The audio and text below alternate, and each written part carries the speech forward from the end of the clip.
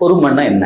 பொறுமைன்னா நம்ம ஒண்ணு விளங்கி வச்சிருக்கோம். யாராவது அடிச்சா வாங்கிக்கிறது, அல்ல அமைதியா இருக்கிறது, யாராவது திட்டினா ஏத்துக்கிறது, அதுக்கு பேரெல்லாம் பொறுமை இல்லை சார். பொறுமை அப்படின்னு சொன்னா, தேங்காய் மரத்தை நம்ம நட்டு வச்சோம் அப்படின்னு சொன்னா அது எப்ப காய் காய்க்கும்? வாழை மரத்தை நட்டு வச்சோம்னா அது எப்ப நமக்கு வாழைக்காய் தரும்? ஒண்ணுக்கு டியூரேஷன்ஸ் உண்டு. ஒரு பெண்ணு குழந்தை உண்டாயிருக்கா 10 மாசம். சரி, நமக்கு எதெல்லாம் தெரிகிறதோ புல்ல 10 மாசம் கழிச்சு வரும். தென்னை மரம் 5 வருஷம் கழிச்சு தேங்காய் காய்க்கும், மாமரம் 5 வருஷம் கழிச்சு காய்க்கும். இதெல்லாம் தெரிஞ்சு வச்சிருக்கோம், பொறுத்துக்கிட்டு இருக்கோம். அப்படித்தானே? பெருமானார் சொன்னாங்க, சபுர்னா என்ன தெரியுமா? நீ தெரியாத விஷயத்தில் பொறுப்பதுன்னாங்க.